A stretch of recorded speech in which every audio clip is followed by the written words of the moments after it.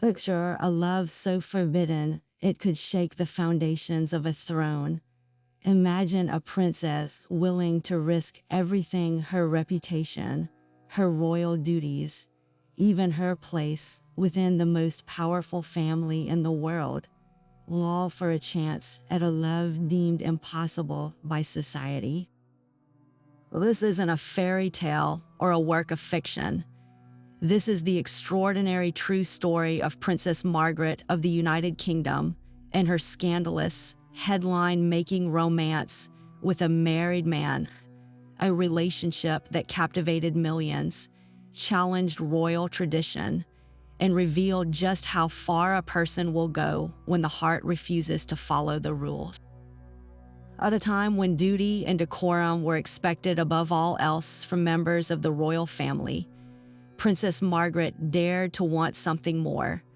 She was vibrant, glamorous, and unapologetically modern, a stark contrast to the staid and structured world she was born into. And it was this very spirit that drew her toward a love affair that would become one of the most talked about royal scandals of the 20th century. Her choice to pursue a relationship with a man who was not only outside her social circle, but already bound by marriage, would ignite a firestorm of public fascination and private turmoil, forcing the monarchy itself to confront questions of tradition, desire, and duty in a rapidly changing world. In this video, we'll journey back into the glittering yet restrictive world of mid-century royalty, where private longings often clashed with public expectations. We'll explore the intense emotional landscape Princess Margaret navigated, the whispers at court, the glare of the media, the weight of her family's legacy, and how one relationship came to symbolize not just personal heartbreak, but a pivotal moment in the modern story of the British crown. This is more than a scandal. It's a window into the human side of royalty, where love and sacrifice intertwine in ways that still resonate today. So settle in as we uncover the deeply personal drama behind the palace gates and the princess who loved where she was never supposed to. Born in August 1930, Princess Margaret Rose entered a world still reeling from the aftershocks of one global war and unknowingly on a path toward another. She was the second daughter of the Duke and Duchess of York, who would later become King George VI and Queen Elizabeth, the Queen Mother. From her very first breath, her role within the royal family was distinct from that of her older sister, Elizabeth. While Lilibet, as she was known in the family, was the heir, the future sovereign burdened with the immense weight of duty from a young age, Margaret was the spare. This distinction, while seemingly a matter of mere birth order, fundamentally shaped her entire existence, granting her a unique and often contradictory position of both immense privilege and profound uncertainty. Her childhood, spent between the Grand London residence at 145 Piccadilly and the country retreat of Royal Lodge in Windsor, was one of cloistered luxury, yet it was also remarkably insulated and intimate for royalty. The two sisters, educated together at home by governesses, were each other's closest companions and confidantes, forming a famously strong bond. They created a private world within the palace walls, putting on pantomimes for their parents and living a life that, while privileged, was in many ways simple and focused on family. This period of relative normalcy, however, was violently shattered by the abdication crisis of 1936, when their uncle, King Edward VIII, gave up the throne to marry the divorced American socialite Wallis Simpson. Their father reluctantly ascended as King George VI. Overnight, 10-year-old Princess Elizabeth became the heir presumptive, and 6-year-old Margaret's role as the spirited secondary royal was cemented. It was this role that cultivated the personality for which she would become famous. Unburdened by the direct, constitutional responsibilities destined for her sister, Margaret was encouraged to be the family's vivacious entertainer. She was sharp-witted, artistically gifted with a talent for piano and singing, and possessed a natural, magnetic charm that made her the center of attention in any room. Where Elizabeth was trained for stoic duty, Margaret was celebrated for her flair and individuality. This dynamic created a fascinating duality. She was both utterly enveloped by the rigid structure of the monarchy and yet afforded a sliver of freedom within it. A freedom to be more modern, more rebellious, and more openly emotional. She was the glittering jewel of the family, but a jewel whose setting was never quite secure, forever living in the space between the unwavering spotlight on the future queen and the shadow of her own undefined purpose. This upbringing, a blend of gilded confinement and licensed exuberance, forged a woman who deeply understood the rules of her world, but would increasingly feel compelled to test their limits. The reverberations of her uncle's choice were not a distant echo in young Margaret's life. They were a seismic event that reshaped the very ground beneath her feet. King Edward VIII's abdication was far more than a political crisis. It was a profound familial betrayal that introduced a deep and lasting anxiety into the heart of the House of Windsor. For Margaret's father, the reluctant new King George VI, the weight of a crown he never wanted and a stammer he struggled to overcome forged a man of quiet, agonizing duty. His wife, now Queen Elizabeth, the Queen Mother, reportedly never forgave Edward and Wally Simpson, viewing them as the source of her husband's immense stress and ultimately his premature death. This atmosphere of solemn responsibility and simmering resentment became the air Margaret breathed. The unspoken lesson was clear. Personal desire, especially in matters of the heart, was a dangerous and destructive force that could imperil the entire monarchy. This precedent of romantic turmoil cast an impossibly long shadow over Margaret's own future. The abdication created a rigid, unyielding protocol within the family regarding unsuitable marriages, a direct response to the trauma they had endured. Where before there might have been some flexibility, there was now only ironclad opposition. The royal family had to be seen as morally unimpeachable, a bastion of stability and traditional values. For a princess like Margaret, this meant her choice of partner was never going to be a simple matter of love. It was a constitutional and public relations calculation, first and foremost. The man she married had to be beyond reproach, his past spotless, his status unquestionably appropriate. The ghost of Uncle David and the American divorcee, Mrs. Simpson, loomed over every potential suitor, with the family and its advisors now hyper-vigilant, determined to prevent another scandal that could weaken the crown. Paradoxically, this very climate of restriction may have subconsciously drawn Margaret toward the kind of passionate, dramatic romance that had so destabilized her family. If her uncle had broken the ultimate rule for love, then perhaps the rules themselves were meant to be challenged. Her famous spirit and defiance were not just personality traits. They were a natural reaction to a system that sought to tightly control her life as a direct result of someone else's mistake. She grew up witnessing the immense power a single relationship could hold. It could topple a king. This undeniable truth must have been intoxicating for a young woman whose own role was so ambiguously defined. Her romantic life, therefore, became the primary arena where she could assert her individuality, making her eventual attraction to a charismatic, yet utterly forbidden married man not just a personal choice, but almost an inherited family pattern playing out in a new, more tragic key. The abdication didn't just alter her life path. It wrote the first chapter of her own story of rebellion and heartbreak. The end of the Second World War didn't just bring peace to Britain.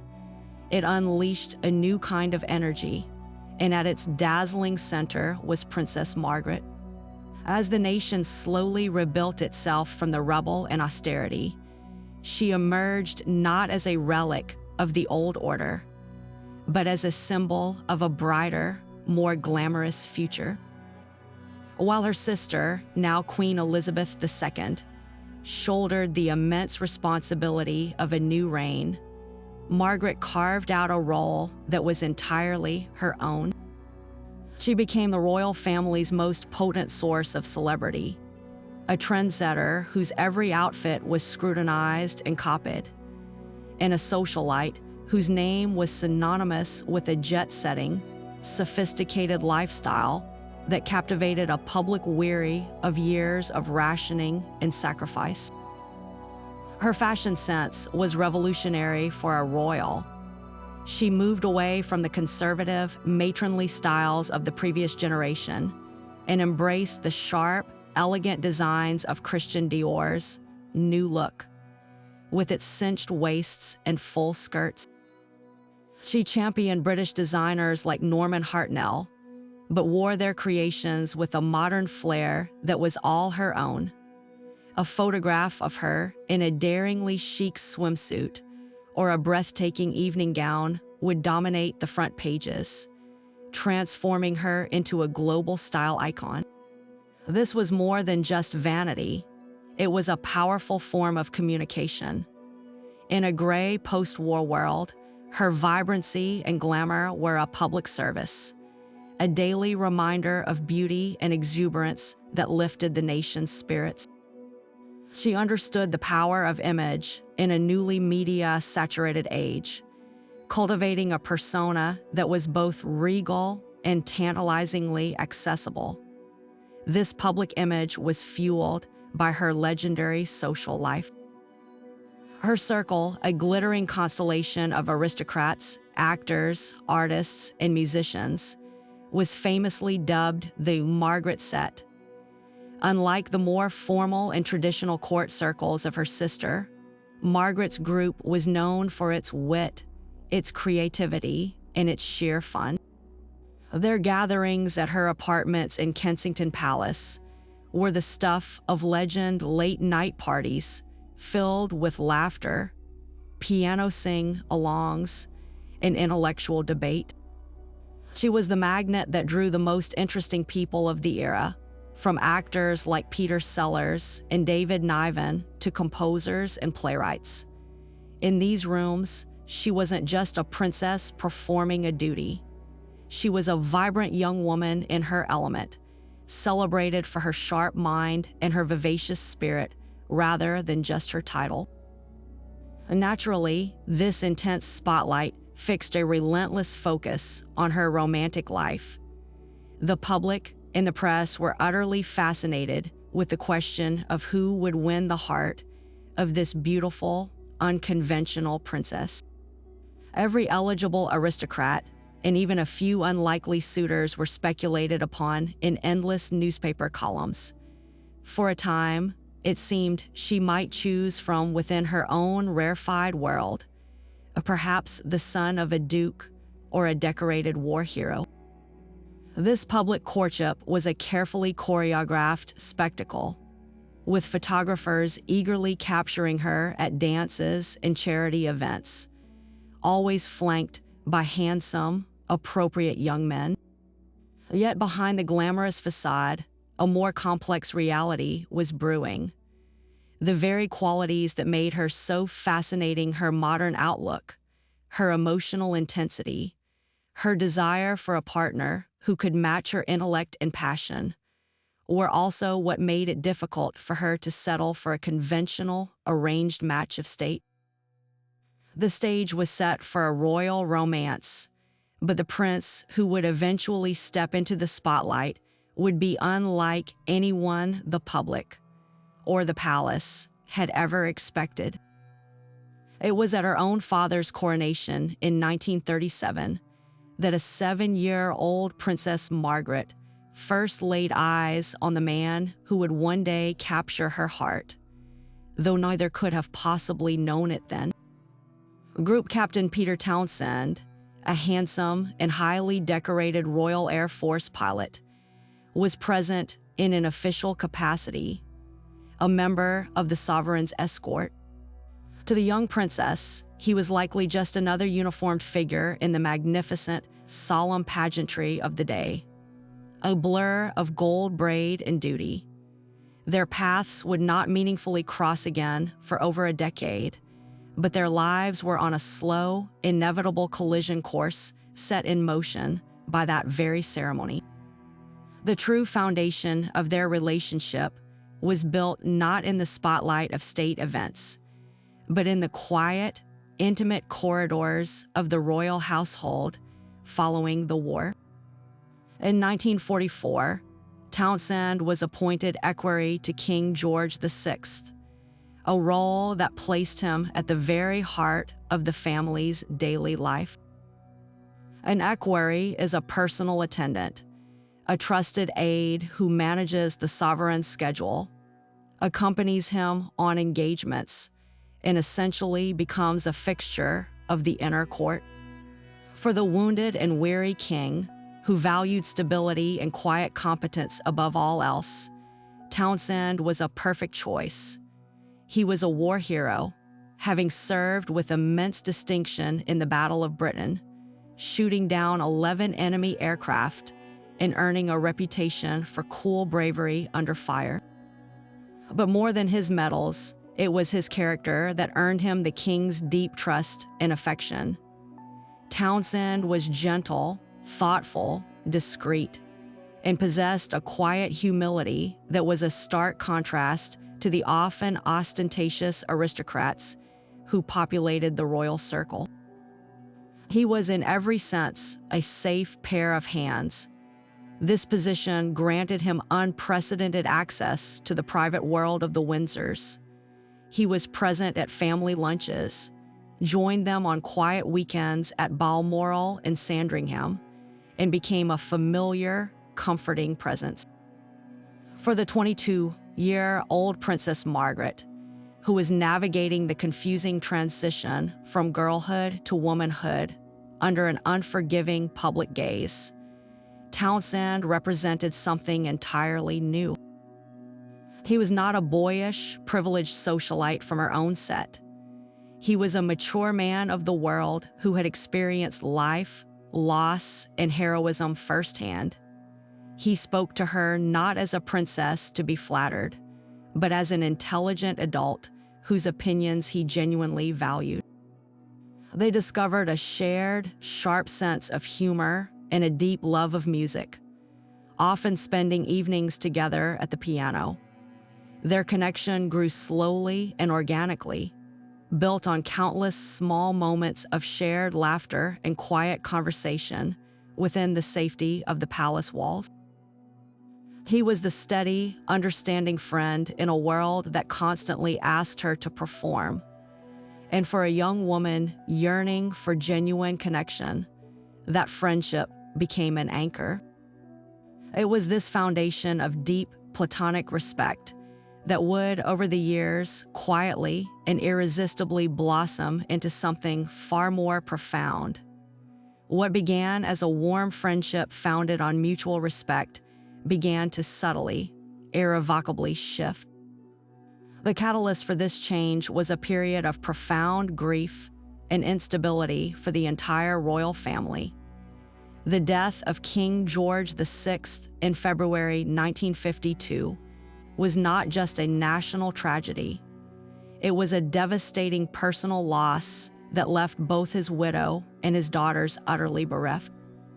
For Princess Margaret, the loss was particularly acute. She had been her father's favorite, his constant joy, and his passing created a void in her life that was both emotional and practical.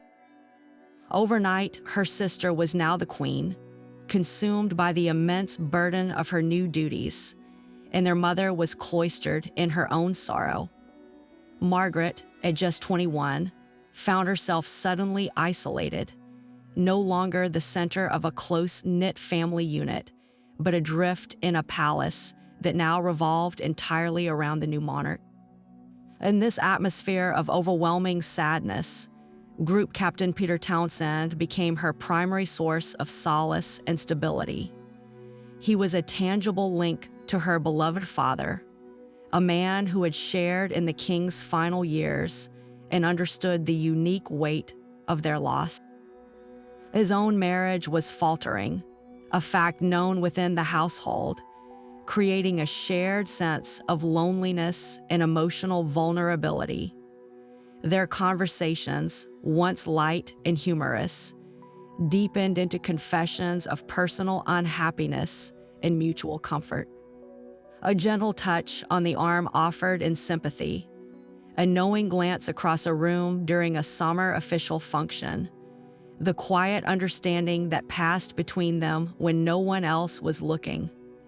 These small, charged moments began to accumulate, transforming their bond from one of friendship into something far more intense and dangerous. They were two people, trapped by their respective duties and disappointments, finding a rare and profound understanding in each other's eyes. The constraints of their world forced their romance into the shadows, making every small interaction feel illicit and electrically significant. They mastered the art of the stolen moment, a brief private conversation in a hallway after a formal dinner, a shared cigarette on a balcony away from the party, a carefully coordinated walk in the gardens of Buckingham Palace where they could speak without being overheard. Townsend, ever the disciplined equerry, was painfully aware of the protocols he was breaching, yet found himself powerless against the pull of his feelings. For Margaret, the secrecy itself was likely part of the attraction, a thrilling act of defiance in a life otherwise governed by rigid, unbreakable rules. These clandestine encounters were the only space where she could be not a princess, but simply a young woman in love, and that freedom was intoxicating. Inevitably, the carefully guarded secret began to seep out. The insular world of the royal court operates on whispers. Senior courtiers, those lifelong guardians of tradition and propriety, grew increasingly uneasy. They noticed the way the princess's face lit up when Townsend entered a room, the length of their private conversations, the palpable intimacy that hung in the air between them. Discreet memos were likely exchanged, and concerned glances shared behind raised hands. The Queen Mother, protective of her daughter and deeply scarred by the memory of the abdication, was almost certainly alerted to the dangerous attachment forming under her own roof. The system, designed to prevent exactly this kind of scandal, was slowly becoming aware of a threat blossoming from within its most trusted ranks. A silent alarm began to ring through the corridors of power, a warning that the king's favorite equerry and the king's youngest daughter were playing with a fire that could consume them both. The king's passing in February 1952 was far more than the loss of a monarch for the nation. For Princess Margaret, it was a deeply personal cataclysm that shattered her world in two distinct in devastating ways. Emotionally, she lost her most ardent supporter and closest confidant. King George VI had not just been her sovereign, he was her papa, the one person in the family who truly understood her vibrant, sometimes rebellious spirit and adored her for it. Where others saw a difficult princess, he saw his bright, joyful Margaret. His death at the cruelly young age of 56 left her emotionally unmoored, casting her adrift in a sea of grief without her most stable anchor.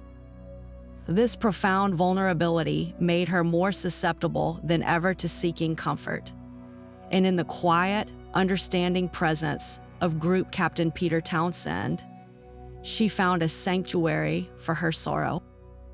He had been her father's trusted aide, a living connection to the man she missed so desperately, and his own quiet empathy became a beacon in her suddenly darkened life. Simultaneously, the king's death triggered a seismic shift in the power structure surrounding Margaret, stripping away a crucial layer of protection. As long as her father was alive, Townsend's position as a valued member of the household provided a natural, if precarious, shield for their growing attachment. The king, who held Townsend in the highest regard, might have been persuaded to handle the delicate situation with a measure of paternal grace and discretion. He possessed the ultimate authority to potentially manage a quiet separation, offer Townsend a distant diplomatic post, or even, though it was highly unlikely, contemplate the situation with a father's understanding for his daughter's happiness, away from the immediate glare of constitutional crisis. His personal affection for both individuals could have led to a less brutal, more private resolution. With his passing, that protective buffer vanished entirely. The court's old guard, whose primary duty was to protect the crown as an institution, now reported to a new, young queen and her more traditional advisors. The household became governed by a rigid adherence to protocol, with no room for personal sentiment or exceptional circumstances. Furthermore, the new Queen Elizabeth, while undoubtedly loving her sister, was now overwhelmed by the immense weight of her own new duties. Her primary advisors, like the formidable cabinet secretary Sir Alan Lascelles, were men of ironclad principle who viewed the Townsend matter not as a romantic tragedy, but as a clear and present danger to the monarchy's stability.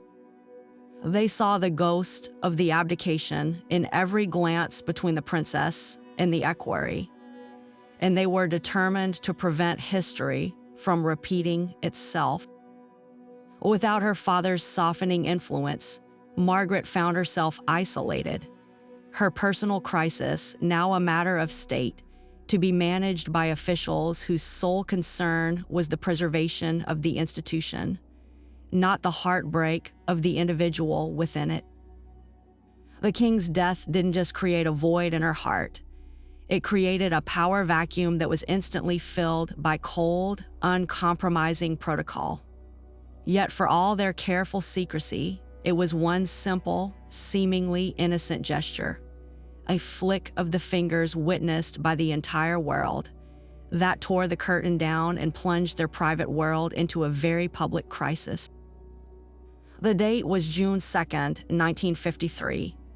The occasion was the magnificent coronation of Queen Elizabeth II, and the setting was Westminster Abbey, packed with dignitaries and watched by millions on this new invention called television.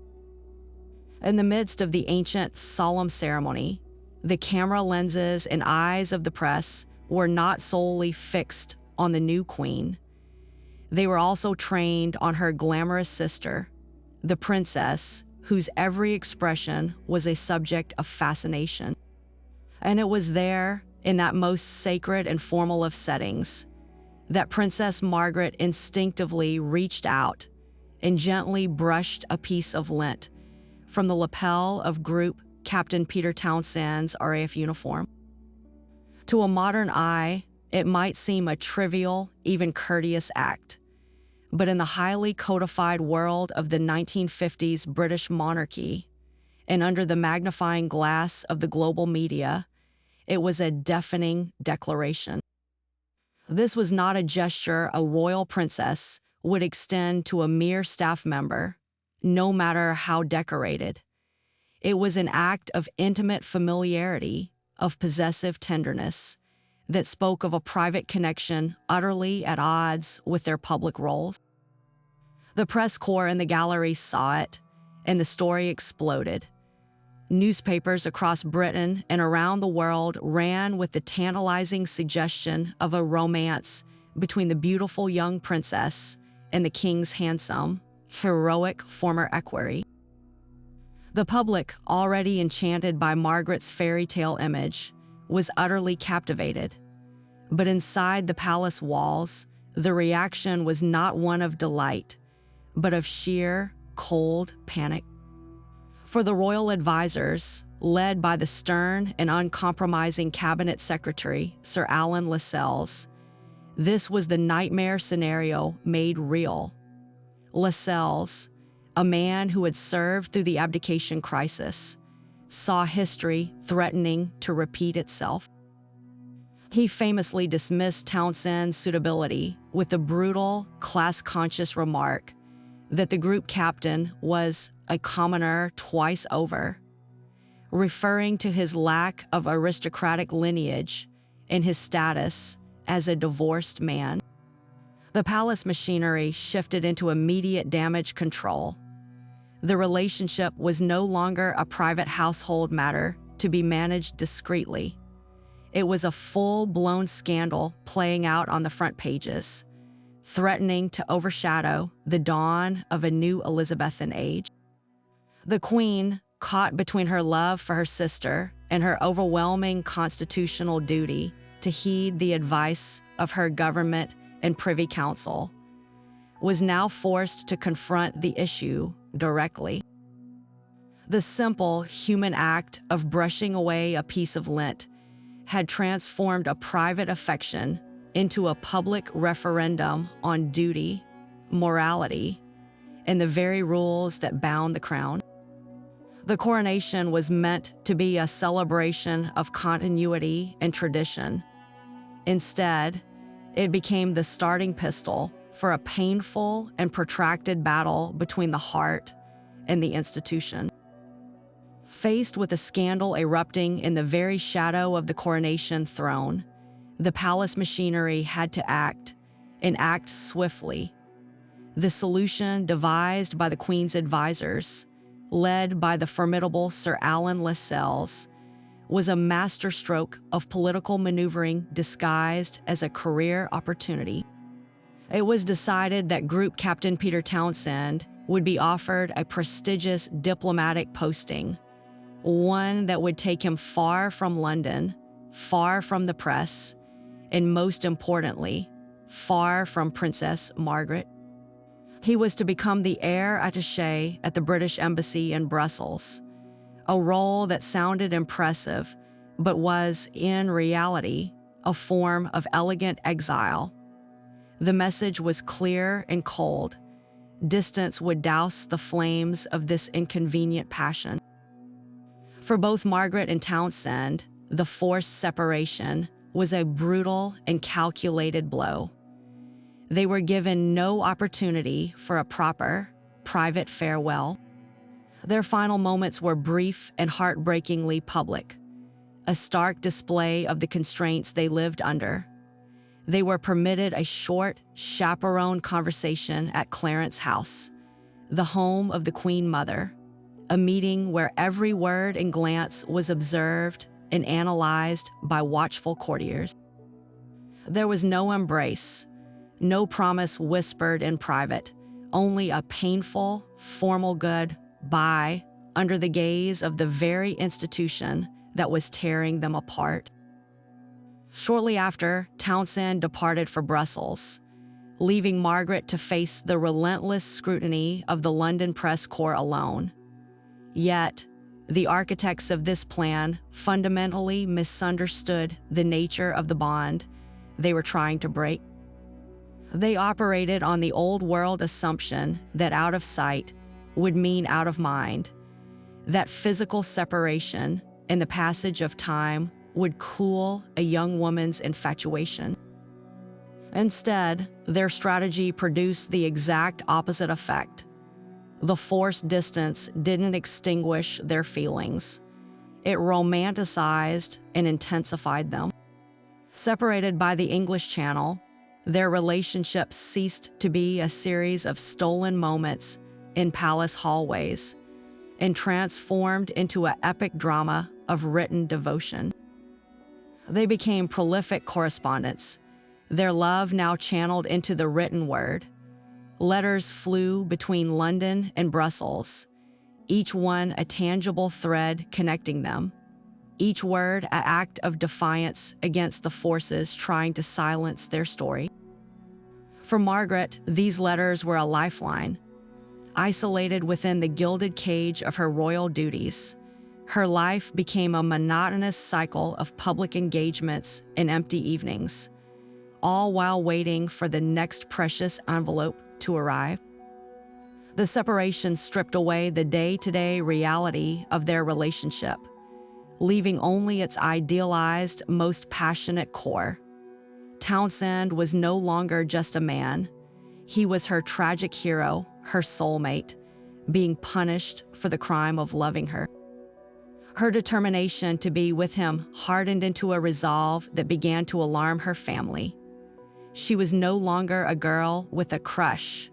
She was a woman engaged in a silent war of wills with the entire establishment, and the letters from Brussels were her ammunition.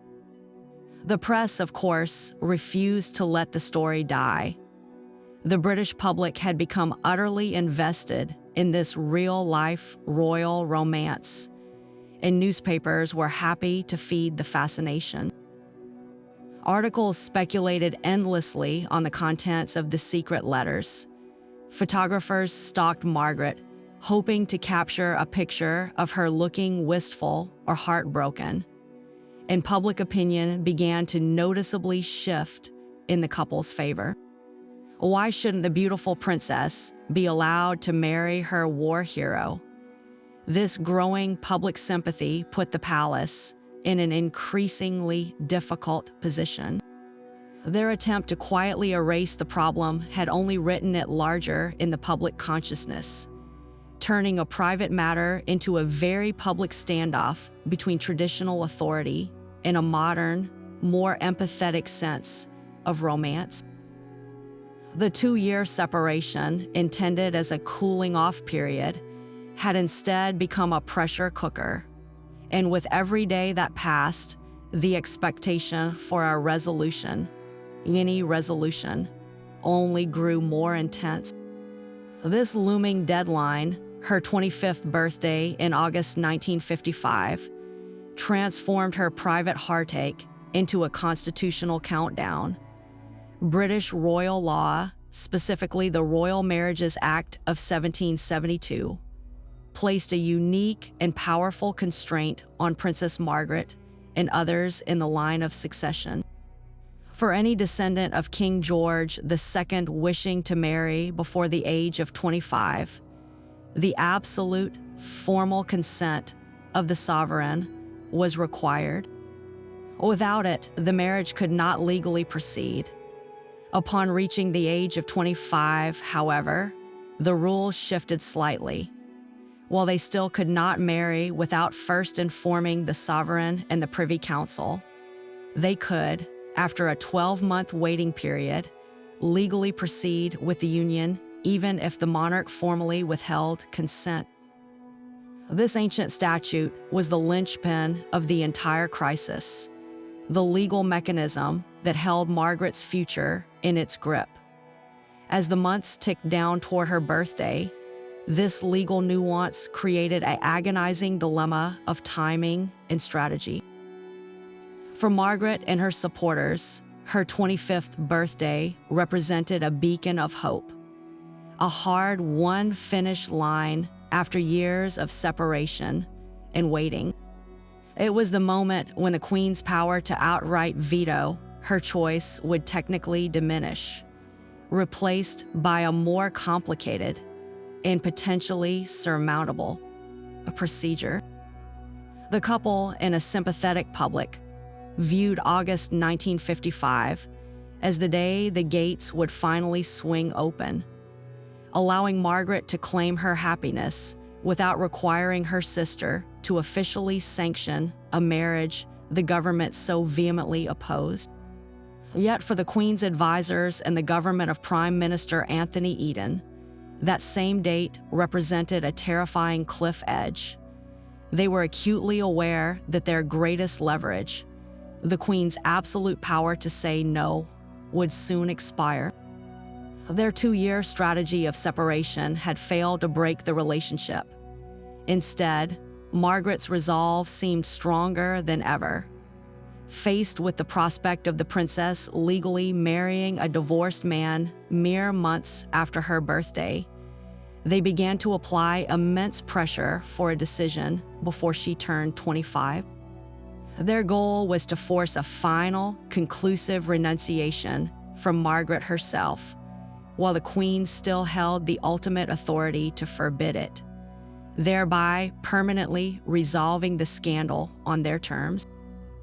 They argued that a clean, decisive break before the birthday would be less damaging to the monarchy than a protracted, messy, and very public legal battle afterward, which would dominate headlines for another year and make the crown a constant subject of political and public debate. Margaret was thus caught in a cruel vise, squeezed from both sides by the relentless tick of the calendar. On one side was the passionate promise of a future with Peter, a future that became legally more attainable with each passing day. On the other was the immense weight of institutional pressure, urging her to sacrifice her personal happiness for the sake of her sister, her family, and the stability of the crown itself, and to do it immediately. Her private life became a matter of state, with cabinet meetings discussing her romantic future and senior bishops weighing in on the morality of her potential marriage. The unbearable weight of this decision, a choice between her duty as a princess and her love as a woman, rested entirely on her shoulders as the world watched and waited for her to make a move. Her birthday was no longer a celebration. It was a deadline for a verdict that would define the rest of her life. While Margaret and Peter saw their love as a deeply personal matter, the British government viewed it through an entirely different lens, one of cold, hard political and constitutional reality. The moment the relationship became public knowledge, it ceased to be a private affair and was immediately elevated to a matter of state, landing squarely on the desk of Prime Minister Anthony Eden. For Eden, a traditionalist leading a conservative government in the morally rigid 1950s, the prospect of the Queen's sister marrying a divorced man was not a romantic dilemma. It was a full-blown political problem with potentially disastrous consequences. His concerns were multifaceted and deeply entrenched in the ethos of the era. The Church of England, of which the sovereign is the supreme governor, firmly opposed remarriage after divorce if a former spouse was still living, considering it akin to adultery. For a senior royal to openly defy this doctrine would create an untenable conflict between the monarchy and the established church, undermining the moral authority that was a cornerstone of the crown's prestige. Eden's government also feared a public relations disaster that could mirror or even surpass the damage of the abdication crisis. While Edward VIII had chosen to leave the throne, Margaret was being asked to bring a deeply controversial figure directly into its inner circle. Cabinet ministers worried about the public's reaction, not the initial wave of sympathy for the couple, but the long-term erosion of respect for an institution seemingly making a mockery of its own values. There was a palpable fear that the monarchy would be dragged into the gutter of tabloid sensationalism, its dignity permanently stained by scandal. Furthermore, Townsend's status as a commoner, though less significant today, was a serious concern in the still highly class-conscious post-war Britain. The idea of a princess marrying a member of the royal staff, no matter how heroic, was seen by many in the establishment as a dangerous breach of social order that could destabilize the delicate hierarchy the monarchy represented. The constitutional machinery began to grind into motion with brutal efficiency. Eden made the government's position unequivocally clear to the Queen. A marriage between Princess Margaret and Group Captain Townsend would be unacceptable. He formally advised that if Margaret chose to marry against the government's wishes, she would be required to relinquish her royal title, her place in the line of succession, and her state allowance from the civil list. Perhaps most crushing of all, he indicated that under the terms of the Royal Marriages Act, the government would not approve a motion for the Queen's formal consent to be placed before the Privy Council, effectively blocking the legal pathway for the marriage while Margaret was under 25. Even after her birthday, the government's opposition meant that if she pursued the marriage, she would be forced into a year-long public limbo, her every move scrutinized, with the government likely applying every form of pressure to make her relent. This wasn't just advice. It was an ultimatum wrapped in the language of protocol, forcing the young queen into an impossible position between her sister and her government. The message to Margaret was devastatingly simple. Choose Townsend, and you choose to leave everything else you have ever known behind. At the very heart of the political and constitutional opposition to Margaret's marriage lay a seemingly insurmountable religious barrier, one that reached directly into the highest offices of the Church of England. The Archbishop of Canterbury at the time, Geoffrey Fisher, was not merely a spiritual figurehead. He was a powerful moral and political voice, and his stance on the matter was absolute and unwavering. The Church's doctrine, rooted in centuries of tradition and scripture, was explicitly clear. Marriage was a lifelong, indissoluble union in the eyes of God. A divorced person whose former spouse was still living was considered to be still married in the spiritual sense. Therefore, any subsequent marriage would be viewed as adulterous, a direct violation of the Church's teachings, and a state of ongoing sin. For Archbishop Fisher, this was a matter of profound theological principle from which he would not, and felt he could not, deviate. His position was hardened by recent history. He saw the potential marriage as a direct affront to the Church's authority, coming so soon after the Church had been forced to make accommodations for other royals in the wake of the abdication.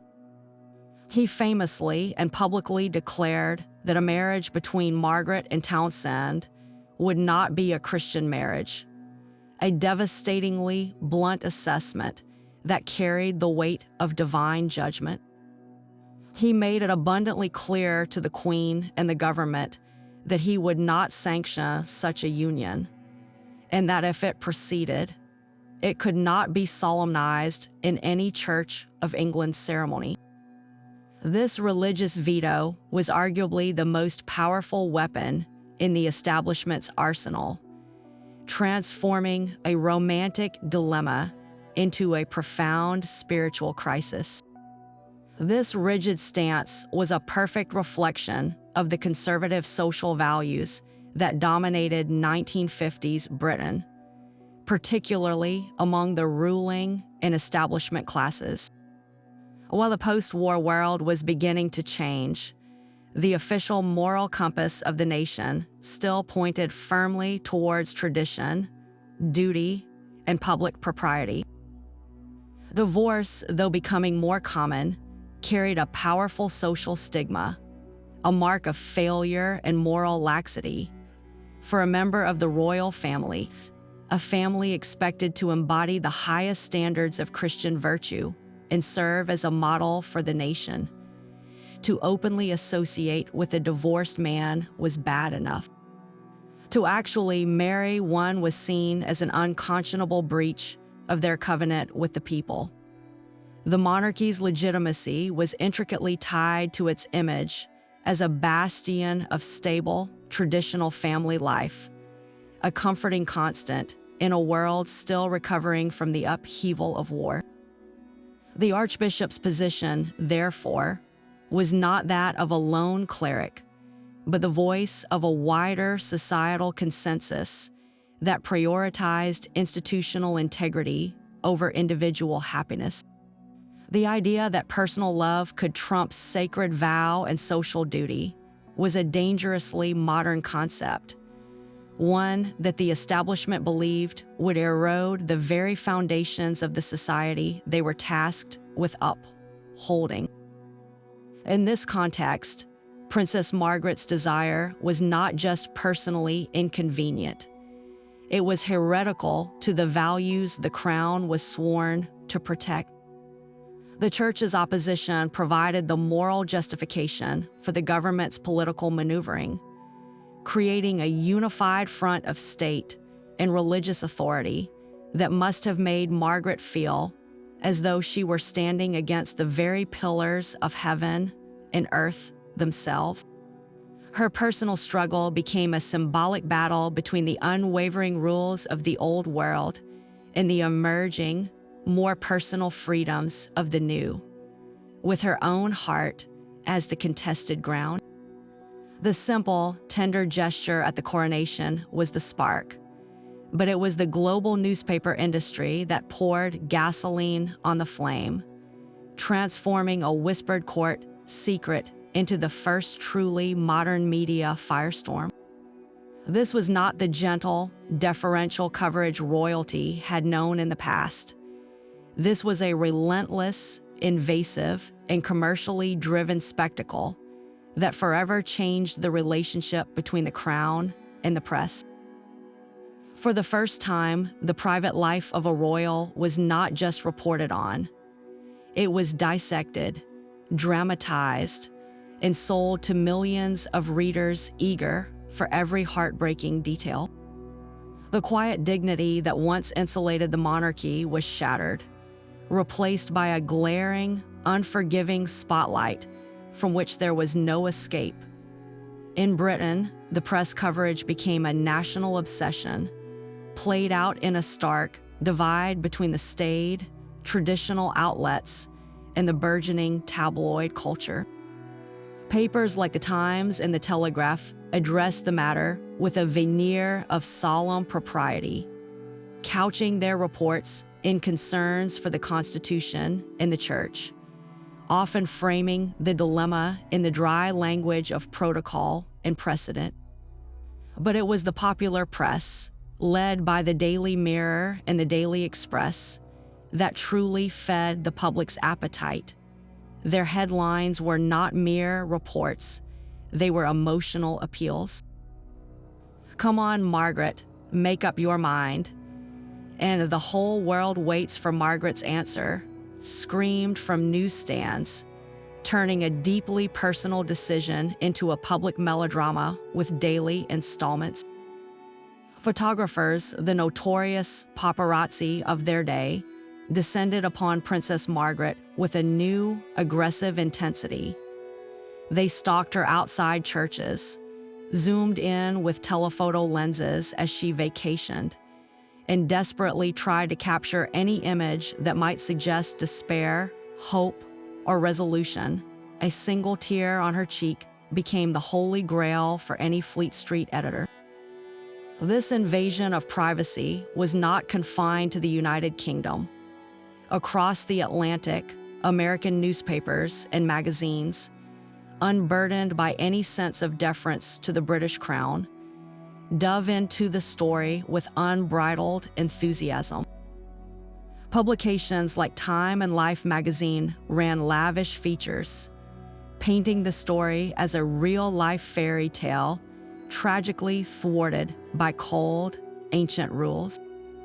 American reporters stationed in London filed breathless dispatches, and their editors back home framed the narrative as a clear battle between young love and stuffy tradition, a theme that resonated deeply with a post-war American audience. The international scope of the coverage magnified the pressure exponentially.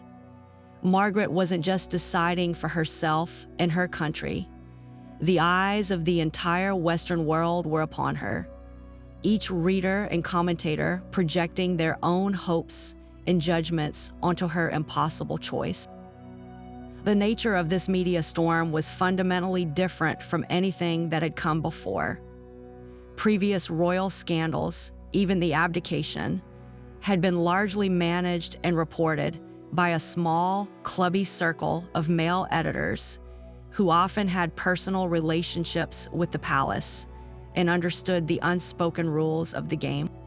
Stories could be killed, photographs suppressed, and coverage tempered through back-channel communications. But by the 1950s, the media landscape had democratized and commercialized. The competition was fiercer. The financial incentives for a sensational scoop were enormous, and a new generation of editors and photographers had no personal loyalty to the institution.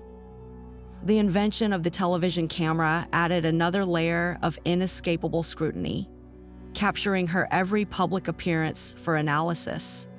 The press was no longer a partner to the palace. It was a hungry, independent beast, and Princess Margaret was its most tantalizing prey. This shift created a brutal feedback loop. Every headline increased public fascination, which in turn justified more invasive coverage, which then backed the government and the palace into an even more rigid corner, making a graceful resolution virtually impossible. The princess was no longer living a life. She was starring in a global drama she never auditioned for, with a script written by editors thousands of miles away.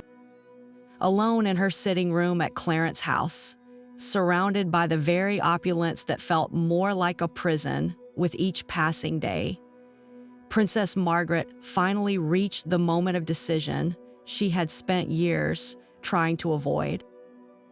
The pressure had become a physical weight, a constant, suffocating presence. From one side came the relentless, formal opposition of the government and the church, a wall of protocol she could not hope to scale.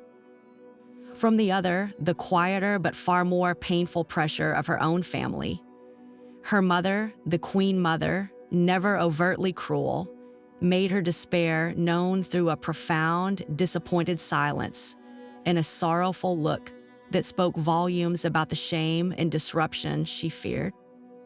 Her sister, the Queen, was trapped herself, a sovereign forced to choose between a sister's heart and the cold, unequivocal advice of her ministers.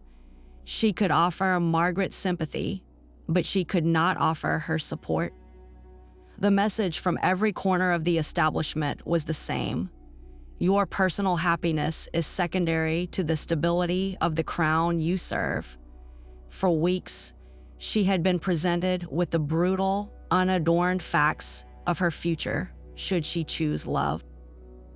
Government officials laid it out with bureaucratic clarity. She would be stripped of her royal title, her royal highness, becoming a mere commoner. she would lose her place in the line of succession, forever severing her formal constitutional link to the throne. The state allowance from the civil list that funded her life and work would cease immediately, forcing her to rely on a private income that, while substantial, represented a loss of independence. Most chillingly, she was made to understand that a marriage so vehemently opposed by the government would likely necessitate her living abroad, effectively exiling her from her country, her family, and the only life she had ever known. They were not just asking her to give up a man, they were asking her to annihilate her very identity. In the final, agonizing days, she sought a compromise, a way to serve both her heart and her duty. She drafted a statement, a desperate plea for a middle ground. It proposed that she would retain her royal rights and duties while marrying Peter Townsend, an attempt to have both the man and the role. This draft was immediately and decisively shot down. The establishment would not bend an inch. There would be no special status, no unique arrangement for a rebellious princess. The choice was binary, absolute, and utterly final. It was this final slammed door that forced her to truly confront the reality. She could be Princess Margaret, the daughter, sister, and aunt of kings and queens, a central figure in the royal family and the nation's life. Or she could be Mrs. Peter Townsend, a divorced man's wife, living in quiet obscurity in a foreign country, watching the family she loved from a distance in the pages of a newspaper. She could not be both. The ultimate moment of decision did not come in a dramatic meeting or a tear-filled confrontation. It came in a quiet, private conversation with the Archbishop of Canterbury, Geoffrey Fisher. He did not bully or threaten her. Instead, he presented the choice in the starkest spiritual terms. He asked her if she could truly, in her conscience, enter a union that her church defined as adulterous and therefore sinful, knowing it would place her in a permanent state of conflict with the faith she professed. It was this moral and spiritual framing, this appeal to her own deeply ingrained sense of duty and belief, that finally broke her resolve.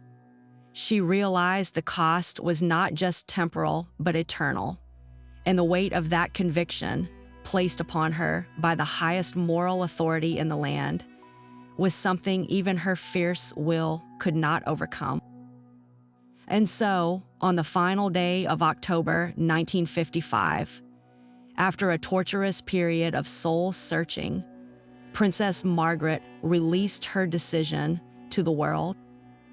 The statement, crafted with the help of courtiers but believed to contain her own words, was a masterpiece of heartbreaking resignation.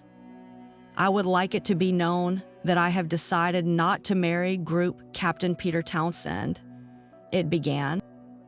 The words were simple, but the sentences that followed echoed with a pain that reverberated around the globe. I have been aware that, subject to my renouncing my rights of succession, it might have been possible for me to contract a civil marriage. But mindful of the Church's teaching that Christian marriage is indissoluble, and conscious of my duty to the Commonwealth, I have resolved to put these considerations before others. In that moment, she did not choose love or duty. She made the only choice she felt she could live with, sacrificing the man she loved on the altar of the institution that defined her. A decision that would leave an indelible mark of sadness on her life and forever shape the world's perception of the price of royalty. The official statement released from Clarence House on the evening of October 31st, 1955, was a masterclass in royal communication, a document so meticulously crafted that every word seemed to carry the weight of 1,000 unshed tears. It was brief, just 132 words, but within that tight framework, it managed to convey a universe of resignation, duty, and profound personal loss. It began not with a declaration of love or a complaint against the system, but with a stark, almost brutal finality. I would like it to be known that I have decided not to marry Group Captain Peter Townsend. The use of the active voice, I have decided, was crucial. It presented the outcome not as something forced upon her by the government or the church, but as her own sovereign choice, a final assertion of agency in a process that had stripped nearly all of it away. This framing was designed to protect the dignity of the crown, presenting a unified front of resolve rather than a messy, public acquiescence to pressure. The very next sentence, however, pulled back the curtain just enough to acknowledge the immense sacrifice being made. I have been aware that, subject to my renouncing my rights of succession, it might have been possible for me to contract a civil marriage. This was a quiet but undeniable admission to the public that a path forward had existed. It confirmed the widespread speculation that she could have had her man if she had been willing to pay the ultimate price, validating the years of public sympathy and letting her supporters know that she had indeed considered every option. It was a subtle nod to the reality of her situation, a brief moment of honesty before the language pivoted back to the higher causes of duty and faith. The final portion of the statement is where the real heart of the sacrifice is articulated, and it's where the voices of the Archbishop of Canterbury and the Queen's advisors are most clearly heard. But mindful of the Church's teaching that Christian marriage is indissoluble and conscious of my duty to the Commonwealth, I have resolved to put these considerations before others. This was the public rationale, the acceptable justification that would appease the establishment. By placing the Church's teaching first, she aligned herself with the highest moral authority of the land, framing her decision as one of spiritual obedience rather than political defeat. Following it with duty to the Commonwealth, linked her personal choice directly to the stability of the entire institution her sister led, transforming a romantic disappointment into an act of high patriotic service. The choice of the word conscious is particularly revealing. It suggests a deliberate, thoughtful process, a weighing of heavy responsibilities, and the phrase, "put these considerations before others," is a devastatingly elegant euphemism for the annihilation of her own personal happiness. Those others were not abstract concepts. They were the love of her life, her hopes for a future as a wife and mother, her own dreams of a life lived on her own terms. The statement's genius and its tragedy lies in this seamless fusion of the personal and the political. It allowed the palace to present her choice as a noble and virtuous act of self-denial for the greater good, while simultaneously allowing anyone who read between the lines to feel the staggering human cost. It was a public performance of duty that privately signaled a profound and permanent heartbreak, a document meant to end a scandal, but one that instead immortalized a love story defined by its impossible conclusion. While the world watched the tragic final act of the royal romance unfold through the lens of Princess Margaret's sacrifice, the experience of Group Captain Peter Townsend was one of profound powerlessness and quiet anguish.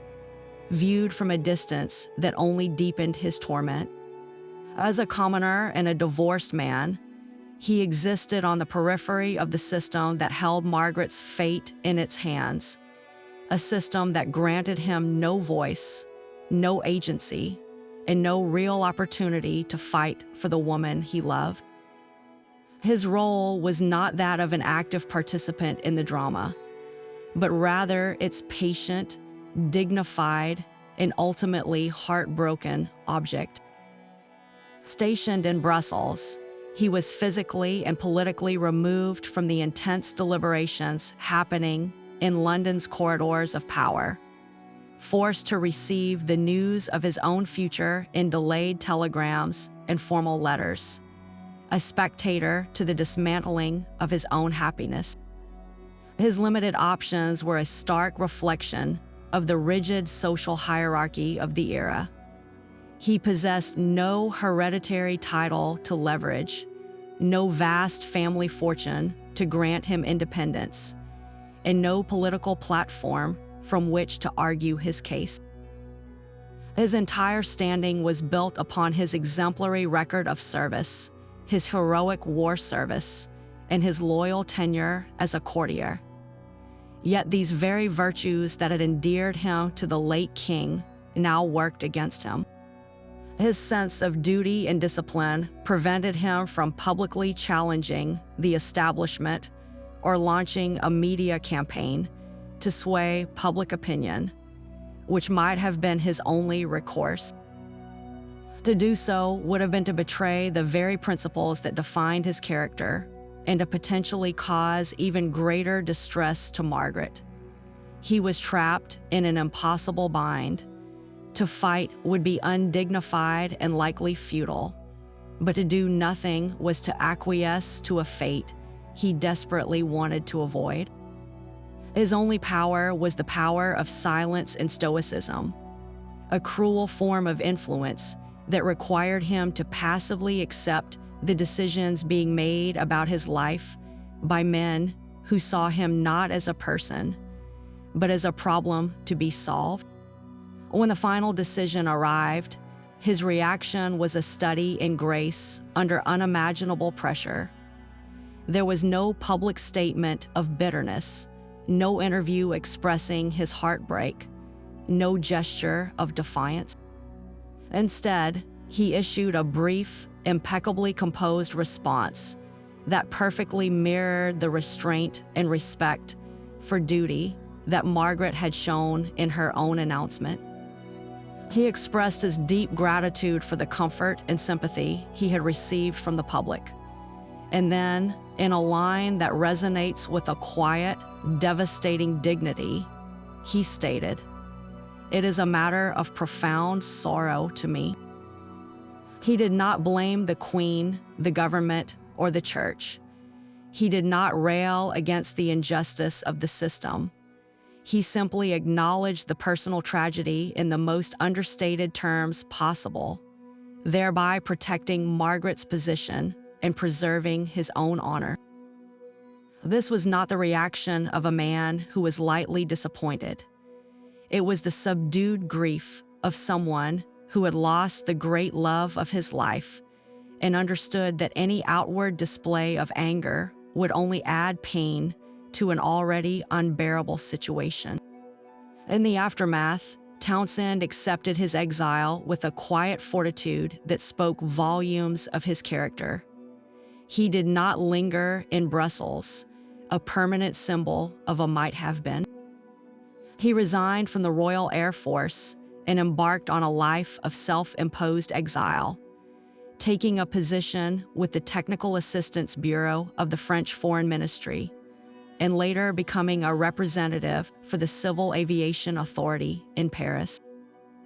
He remarried several years later to a young Belgian woman who bore a striking resemblance to Princess Margaret, a choice that seemed to signal an attempt to build a new life while forever haunted by the ghost of the old one.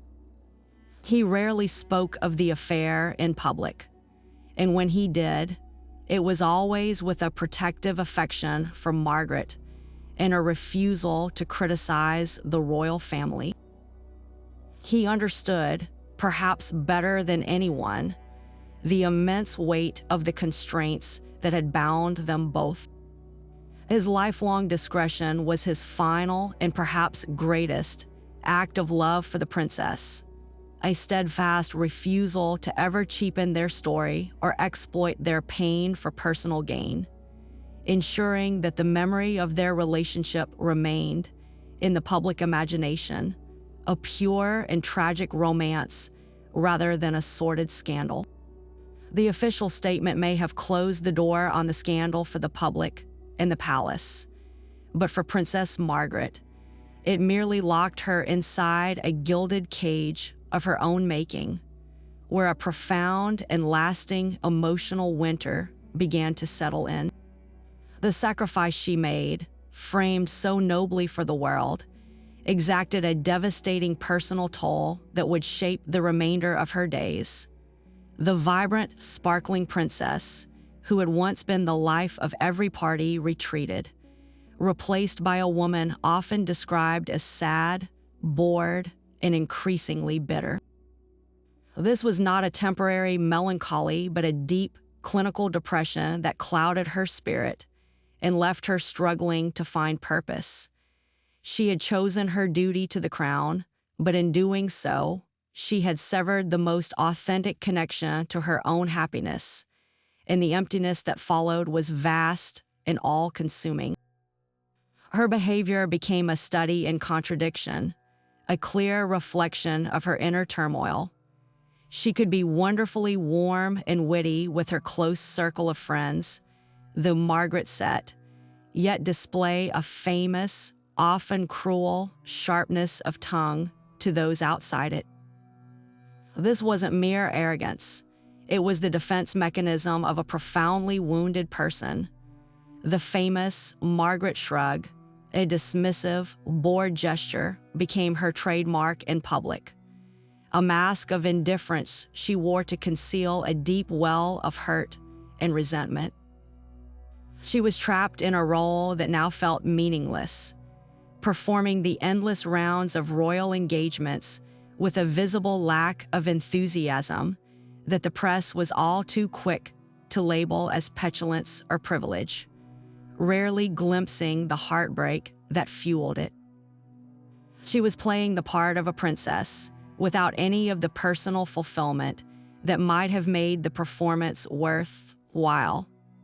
This emotional devastation inevitably warped her approach to relationships and marriage. Just 2 years after the Townsend affair ended, she accepted a proposal from the fashionable society photographer Anthony Armstrong-Jones. On the surface, he was everything Townsend was not: an artistic, bohemian, and fiercely unconventional commoner who moved in her glittering social circle. Their wedding in 1960 was a televised spectacle, hailed as a modern fairy tale and a fresh start for the princess.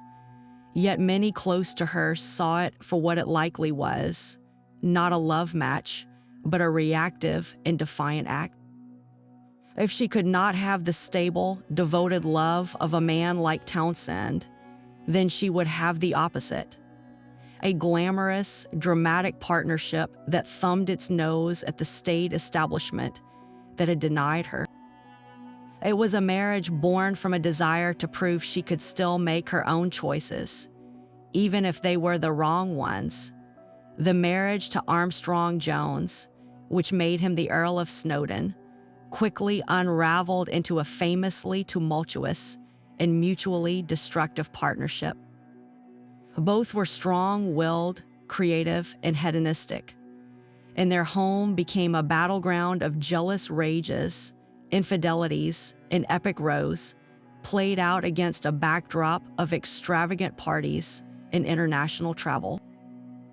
They were the original jet-set royals, but the glamour was a thin veneer covering profound unhappiness. Margaret, who had craved the security and devotion Townsend offered, found herself in a relationship marked by emotional neglect and public humiliation. Her choice of husband seemed to confirm her deepest fears, that she was unworthy of a truly happy, stable partnership, and that her life was destined to be a series of beautiful disappointments. The bitterness that grew from these compounded disappointments slowly became a core part of her identity. As she watched her sister's seemingly perfect family life and stable marriage, a painful contrast to her own reality, a sense of injustice festered.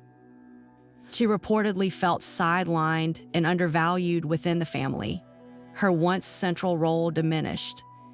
This isolation drove her further into a world of lavish escapism and later well-documented struggles with alcohol and cigarettes, which became both a comfort and a crutch for a woman trying to numb a pain that never truly subsided.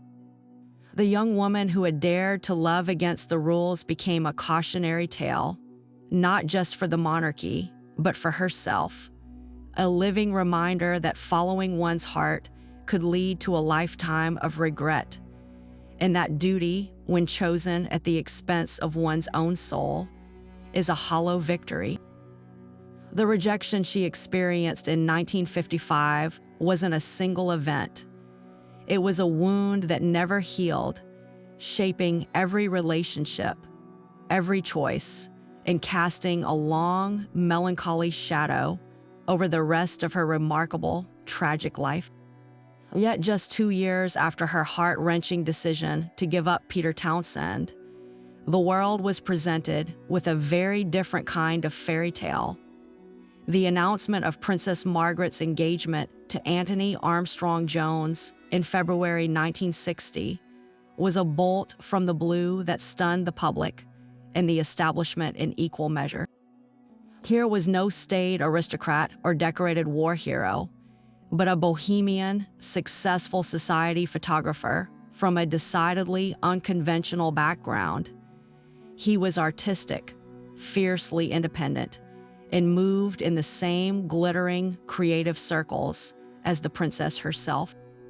On the surface, it seemed like a stunning act of rebellion, a definitive statement that Margaret would live life on her own terms, choosing a partner who was the antithesis of everything the old guard at the palace might have deemed suitable. This marriage was a complex and contradictory beast, serving many purposes at once. For a bruised and still healing Margaret, it was a powerful reassertion of her agency. After being forced to reject the man she loved because he was a divorced commoner, she now chose another commoner, but one whose very profession and lifestyle were a deliberate snub to the traditionalists who had engineered her heartbreak. It was her way of proving she could still make her own rules, even if those rules were designed to shock. Simultaneously, for the royal family and the government, the match offered a strangely conventional resolution to the Margaret problem. Armstrong-Jones was crucially an unmarried man with no complicated marital past. This allowed the Queen to give her joyful consent with a clear conscience, the church to officiate without controversy, and the palace to finally present a united, happy front to the world. The couple's wedding at Westminster Abbey was the first royal wedding to be televised, a modern spectacle for a supposedly modern couple, and it was hailed by the press as a brilliant new beginning. For a time, the marriage seemed to live up to its glamorous promise.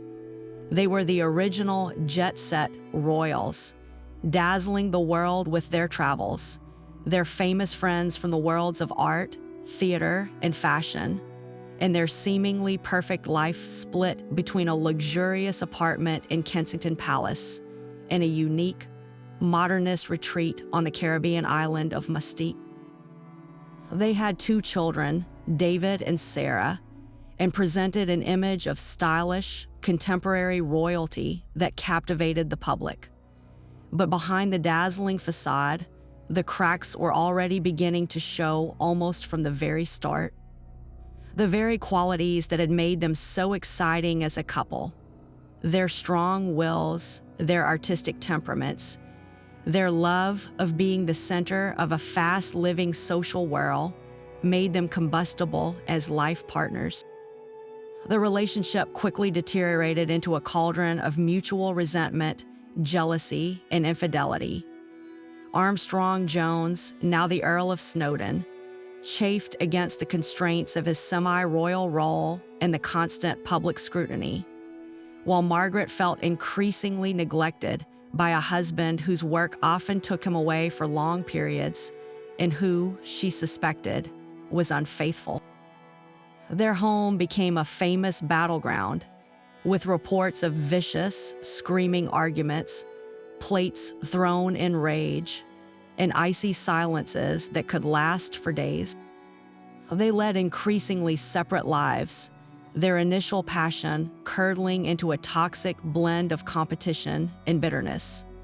Margaret, who had entered the marriage hoping to recapture the excitement and purpose she had lost, found herself more isolated and unhappy than ever before, her once famous sparkle dimmed by the reality of a profoundly disappointing union. The rebellion had ended not in liberation, but in a different, more chaotic kind of prison. The shadow of Peter Townsend stretched long across the rest of Princess Margaret's life, an indelible mark of a path not taken that colored her every subsequent decision and disappointment. Long after the headlines faded and the public moved on, the memory of that love and its sacrifice remained a constant, private specter. In moments of unhappiness or solitude, she would inevitably return to it, sometimes with a wistful sadness, other times with a sharp and bitter regret. To her confidantes, she would occasionally voice the haunting question that had no answer. What if? What if she had been braver? What if she had chosen a different life with Peter, even if it meant leaving everything else behind? These were not abstract musings. They were the echoes of a defining trauma that forever shaped her understanding of love, loss, and the cruel price of her birthright. This profound sense of a stolen future manifested itself in a deep-seated melancholy that became the undercurrent of her existence. The vivacious, effervescent socialite the world had known in her youth never fully returned. While she could still command a room with her wit and charm, those closest to her detected a lingering sorrow, a boredom with the endless round of parties and royal duties that now felt hollow and meaningless. She had performed her ultimate duty, but the reward was not peace. It was a pervasive emptiness. Her famous sharp tongue and occasional hauteur, often misread as simple arrogance, were in many ways the defensive armor of a woman who felt her deepest vulnerability had been exposed, and her greatest happiness deliberately denied by the very institution she was bound to serve. The connection between the Townsend affair and her tumultuous marriage to Lord Snowdon is impossible to ignore. Many biographers and friends have suggested that her union with the rebellious and artistic Armstrong-Jones was a direct, if subconscious, reaction to her forced rejection of Townsend. If she could not have the stable, devoted, and ultimately traditional love of a man like Peter, then she would embrace its polar opposites, a glamorous, dramatic, and defiantly modern partnership that scandalized the very establishment that had broken her heart. It was a marriage born from a desire to prove she still had agency, but it was an agency fueled by resentment rather than genuine compatibility. When that marriage spectacularly imploded in a very public and painful divorce, it served as a cruel confirmation of her deepest fears, that she was not destined for lasting happiness, and that her one chance at a truly fulfilling partnership had been sacrificed on the altar of duty. This cycle of disappointment led her into patterns of behavior that sought to fill the void. Her life became a pursuit of distraction and escapism, often of a hedonistic nature. The lavish parties on Mustique, the legendary lunch parties that stretched into the evening, the well-documented fondness for gin and cigarettes. These were not merely the habits of a wealthy socialite. They were the tools she used to numb a persistent and profound unhappiness. She was trying to outrun the ghost of what might have been, seeking in the whirl of social activity a satisfaction that her private life could not provide. Yet these distractions were ultimately fleeting, leaving behind only the lingering regret and the unshakable sense that her life, for all its privilege and glamour, had been fundamentally shaped by a single monumental loss. In her later years, as she battled ill health and retreated further from public view, this regret seemed to crystallize. The once dazzling princess became a more isolated figure, her world having narrowed considerably. It was in this context that a poignant and telling encounter occurred. A friend, visiting her in her final years, found her watching an old television documentary about the royal family. When footage of a young, vibrant Group Captain Peter Townsend appeared on the screen, Margaret did not change the channel or look away. Instead, she simply stared at the image and with a quiet, heartbreaking sigh, whispered aloud to the empty room, "Now, that was the great love of my life." It was a moment of unguarded honesty, a final admission that despite the husbands, the lovers, and the countless admirers, her heart had never truly moved on from the man she was forced to relinquish. The affair was not just a chapter of her youth. It was the defining love story of her life, and its absence was the central tragedy she carried with her until the very end. For Peter Townsend, the years that followed the painful and very public end of his relationship with Princess Margaret were a study in quiet resilience and the forging of a new identity far from the glittering spotlight of royalty. His departure from the royal household and his subsequent life were not marked by bitterness or a desire for revenge, but by a dignified retreat and a deliberate effort to build a meaningful existence beyond the shadow of the crown. His resignation from the Royal Air Force was a final symbolic break from the world that had both elevated and ultimately rejected him. And his move into a role with the Technical Assistance Bureau of the French Foreign Ministry in Paris was a pragmatic step into a new chapter. This wasn't a life of obscurity, but rather one of purposeful international work that utilized his diplomatic skills and offered a fresh start on the continent, far from the memories and the media frenzy of London. It was in this new phase of his life that he met the person who would become his second wife, Marie-Luce Jomagny. Their meeting was a poignant twist of fate.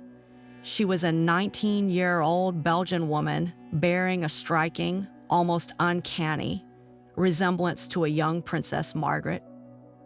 They met in 1958, just 3 years after his separation from the princess, and were married a year later. To the outside world, this choice seemed to signal an attempt to recapture the ghost of a lost love, to find a substitute for the woman he could not have. Yet those who knew the couple described a genuine and deep affection that developed between them, a partnership that produced 3 children and lasted for over 4 decades until his death.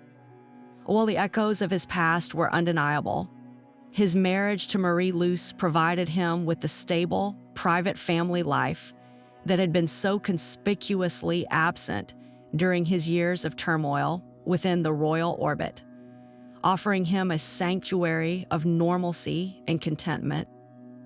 Alongside his family life, Townsend discovered a new voice and a successful second act as an author. He penned several books, the most notable being his 1976 memoir, Time and Chance. The book was widely anticipated as a potential tell-all, a chance for the jilted lover to finally settle scores and reveal the palace secrets that had cost him his happiness. Instead, the world received a work of remarkable grace, discretion, and loyalty.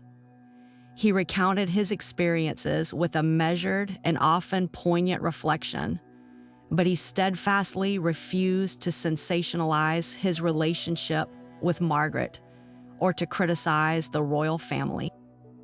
His portrayal of the princess was consistently affectionate, respectful, and protective, describing her brilliance, her humor, and the depth of their connection without ever veering into salacious detail or assigning blame for their tragic outcome.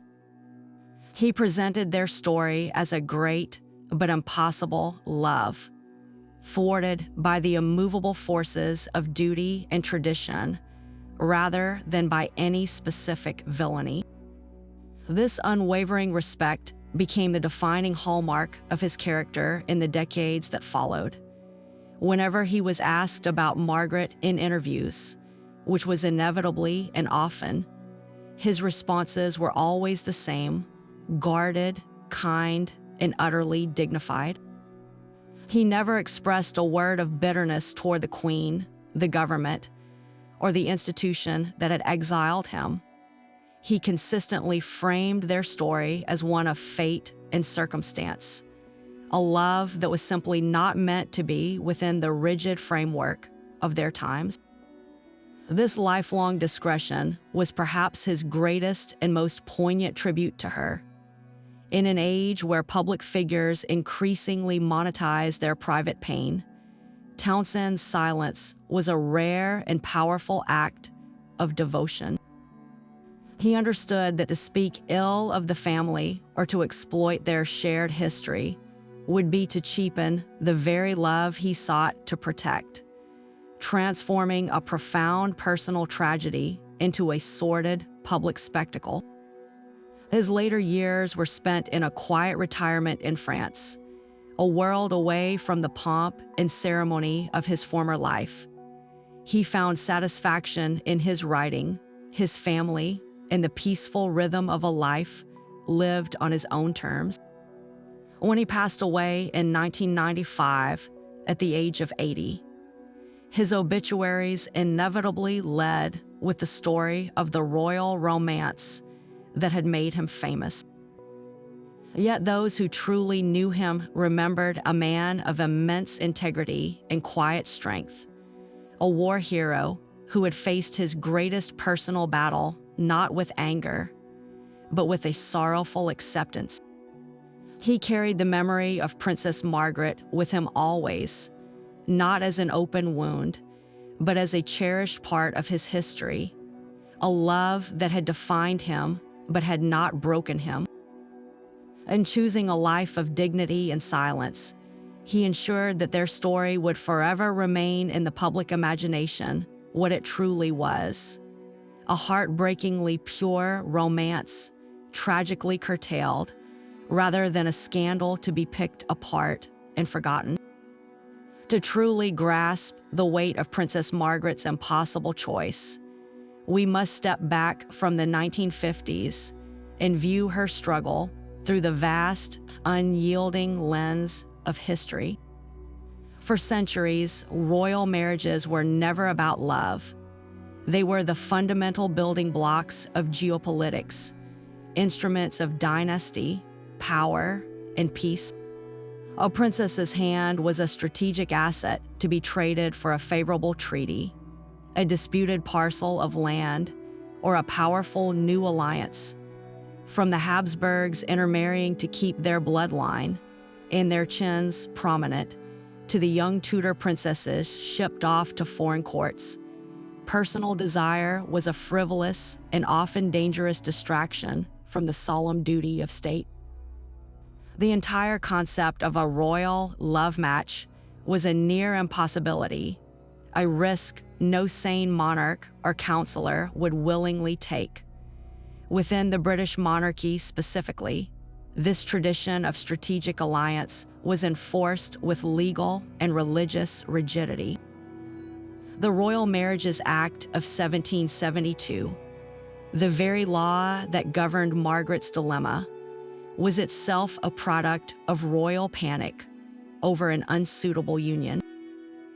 It was enacted by King George III to prevent his own brothers from making embarrassing marriages with commoners, thereby centralizing all control over royal unions squarely in the hands of the sovereign. This law codified a brutal truth. The hearts of those born to the purple were not their own. They were possessions of the state, to be managed for the greater good of the institution.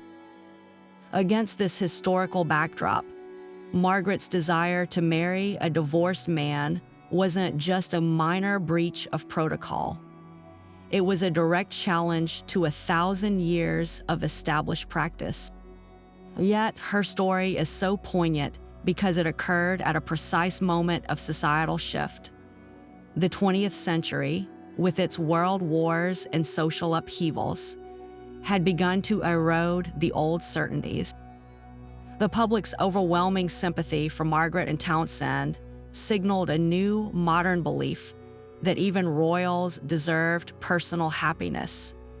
This created a devastating tension between the ancient, impersonal rules of the crown and the emerging, empathetic values of the people it served. We can see Margaret's ordeal as part of a painful, generations-long transition for the Windsor family, a series of collisions between human emotion and institutional tradition. Her own uncle, King Edward VIII, provided the most immediate and traumatic precedent, but his was a story of a king who chose love and abdicated his duty. Margaret's story is the inverse, and in many ways more tragic, that of a princess who sacrificed love to uphold her duty, only to find the world changing just enough to make her sacrifice seem cruelly unnecessary in hindsight. Her niece, Princess Anne, would later become the first senior royal in modern history to divorce and remarry in a civil ceremony with comparatively little scandal, a clear indication of how much public attitudes had shifted in just a few decades.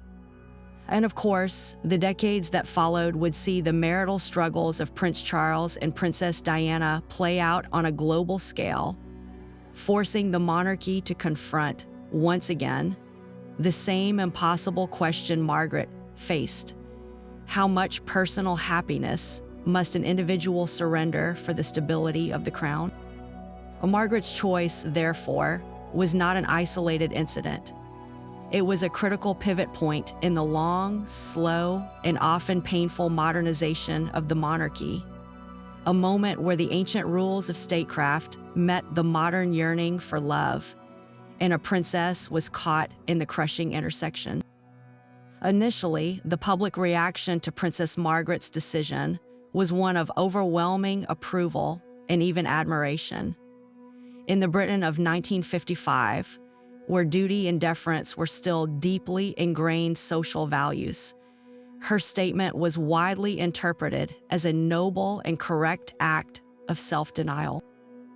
Newspapers editorialized in praise of her courage and sense of responsibility, framing her not as a victim of a cold establishment, but as a heroine who had put the stability of the nation and the church above her own personal desires. The Archbishop of Canterbury publicly commended her for setting a truly Christian example. And Prime Minister Anthony Eden reportedly told the House of Commons that the nation owed her a debt of gratitude. In the immediate aftermath, the predominant public sentiment was not one of outrage on her behalf, but a collective, almost paternalistic, pride in a princess who had done the right thing. This response was a perfect mirror of the era's social contract, where individuals, especially those in privileged positions, were expected to subordinate their personal wants to the greater good as defined by traditional institutions. This consensus, however, proved to be remarkably short-lived. As the 1960s dawned, bringing with it a wave of social liberation and a challenging of old hierarchies, the narrative surrounding Margaret's sacrifice began to undergo a profound and rapid shift. The very same decision that had been hailed as virtuous just a few years prior started to look like a tragic anachronism, a cruel relic of a stuffy and outdated moral code. The rise of the counterculture, the sexual revolution, and a growing emphasis on individual fulfillment and personal authenticity made Margaret's act of self-denial seem less noble and more like a devastating failure of the system to accommodate basic human emotion. People began to re-examine the story not through the lens of duty, but through the emerging lens of personal freedom. And from this new perspective, it looked less like a choice and more like a coerced surrender. This changing attitude was powerfully reflected in and amplified by the evolving tone of the media. The fawning press coverage of the 50s gave way to a more investigative and skeptical style of journalism in the 60s and 70s. Writers and broadcasters began to frame the Townsend affair as a what might have been tragedy, focusing on the profound personal cost to the princess rather than the constitutional crisis she had averted. The image of a sad, chain-smoking Margaret, often photographed looking isolated and bored at royal events, became a potent symbol of the stifling constraints of royalty. Her subsequent tumultuous marriage and divorce were then viewed by many not as evidence of a flawed character, but as the entirely predictable consequences of a broken heart and a life derailed by impossible pressure. The public narrative had completely flipped. She was no longer the good princess who did her duty, but the tragic princess who had been robbed of her chance for happiness. This transformation in public perception was cemented by the stark contrast provided by the next generation of royals. When Margaret's own niece, Princess Anne, divorced Captain Mark Phillips in 1992 and remarried Timothy Lawrence in a quiet civil ceremony later that same year, the public and media reaction was notably muted. There was no talk of a constitutional crisis, no demands for her to renounce her titles, and no outcry from the Church of England that carried anything like the weight of Archbishop Fisher's condemnation decades earlier. While still a news story, it was treated as a private matter. This clear shift demonstrated just how dramatically social attitudes towards divorce had changed in the intervening 40 years. The church itself had softened its public stance, and the government understood that attempting to intervene in such a personal affair would be met with public bewilderment and disapproval, not praise. The ultimate validation of this sea change in opinion arrived with the 2002 marriage of Prince Charles to Camilla Parker Bowles. Here was the future king, the supreme governor of the Church of England, marrying a divorced woman whose former spouse was still living. The exact scenario that had been deemed utterly impossible for Princess Margaret. While the union was not without its controversies, they were rooted in the lingering memory of Princess Diana, rather than any fundamental objection to divorce itself. The Queen herself, who as a young sovereign had been forced to uphold the rules that broke her sister's heart, gave her official consent and even attended the civil ceremony. This event served as the final, ironic punctuation mark on Margaret's story. It proved definitively that the obstacle which had seemed so insurmountable in 1955 was not a timeless pillar of the Constitution, but a temporary social moor that had crumbled under the weight of changing times.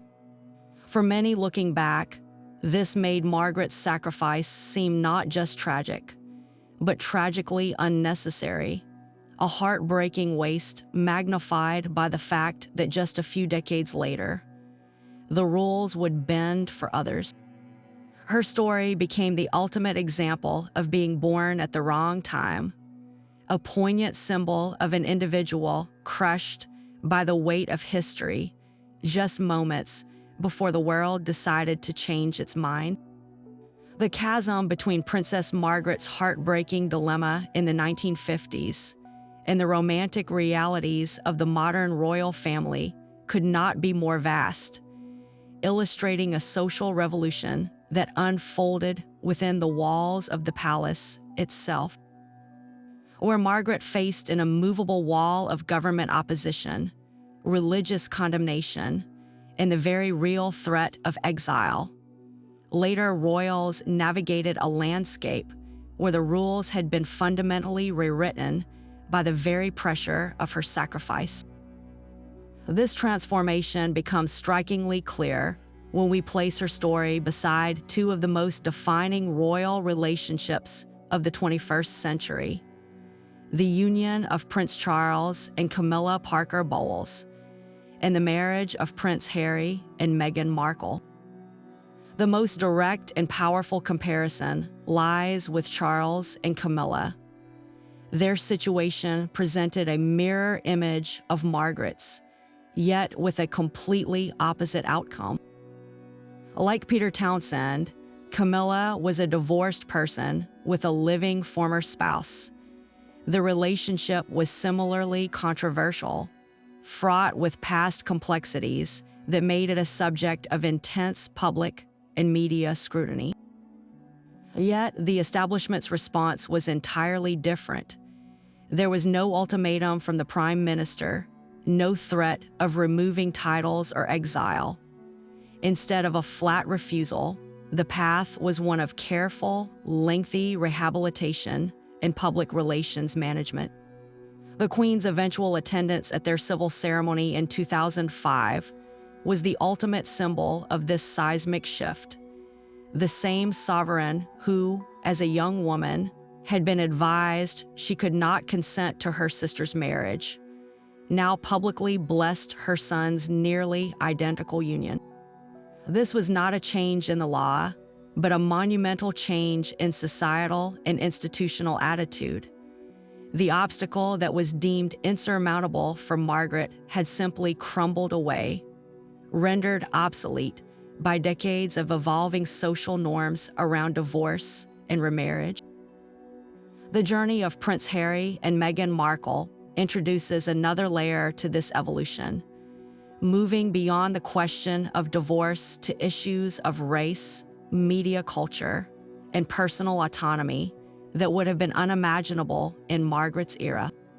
Meghan, an American actress with a divorced parent in her own previous marriage, entered the family under a microscope of global attention, far more intense than anything Margaret faced. While the institution initially seemed to welcome her as a symbol of its modernization, the couple's experience quickly highlighted a different set of constraints. The conflict was less about official protocol regarding marriage eligibility and more about a suffocating collision with a ravenous, often racially biased, tabloid press and an ingrained palace structure unwilling to adapt to protect them. Their ultimate choice to step back as senior royals, a move dubbed Megxit, represents a radical form of agency that Princess Margaret never possessed. Or Margaret was given the brutal choice of abandoning everything or abandoning her love. Harry and Meghan crafted a third option, taking control of their narrative and their lives, even if it meant operating from outside the traditional system. This act of self-determination, while still controversial, showcases a modern redefinition of duty, one that prioritizes mental health and family well-being above rigid, unchanging tradition. This dramatic shift in royal attitudes did not happen in a vacuum. It was dragged forward by the relentless tide of social change. The world of the 1950s, which demanded Margaret's sacrifice, was one where the church held immense moral authority. The press was largely deferential, and public opinion was shaped by a conservative consensus. By the 21st century, Britain had become a vastly more secular, multicultural, and individualistic society. The public's growing empathy for personal fulfillment over blind duty, a sentiment that first flickered to life during Margaret's ordeal, had become a prevailing wind. The palace, an institution that survives by adapting just enough to retain public support, was forced to respond. The harsh, unbending rules that broke Margaret's heart were gradually relaxed, not out of sudden kindness, but out of necessity, to prevent the monarchy from appearing so out of touch that it risked irrelevance. The story of modern royal marriages is thus a story of the institution's slow, often reluctant, negotiation with the modern world. A negotiation that began in earnest with a princess's tears and a war hero's quiet sorrow. Margaret's legacy within the tapestry of royal history is a deeply paradoxical one, casting a long and complicated shadow that forever altered the public's understanding of the British monarchy. Her defining scandal did not result in a change of law or a dramatic shift in succession. Instead, it triggered a far more subtle and profound evolution in perception. She became the unwitting catalyst for a new, more empathetic public gaze, one that began to peer behind the gold-trimmed curtain of pomp and ceremony to see the actual human beings living within its constraints. Before her very public heartbreak, the royal family was largely viewed as a monolithic institution, a symbol of unwavering duty and impenetrable tradition. Margaret's ordeal introduced the world to the concept of the royal individual, a person whose private longings could be in devastating conflict with their public role. She personalized the crown in a way that was both painful and revolutionary, forcing millions to ask a question they had never seriously considered before. What personal price is paid for a life of such privilege and duty? In this role, she was both a victim of the system's ruthless inflexibility and, ironically, one of its most significant preservers. By choosing to submit to the ancient protocols of church and state, she absorbed the immense personal cost herself, thereby sparing the institution a potentially far more damaging constitutional crisis. Her sacrifice in 1955 effectively reinforced the very walls that had confined her, proving that the establishment's authority was still absolute.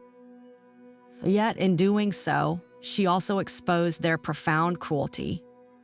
The sheer, undeniable tragedy of her situation created a reservoir of public sympathy that would, over the following decades, slowly but surely erode the foundations of those same rigid rules.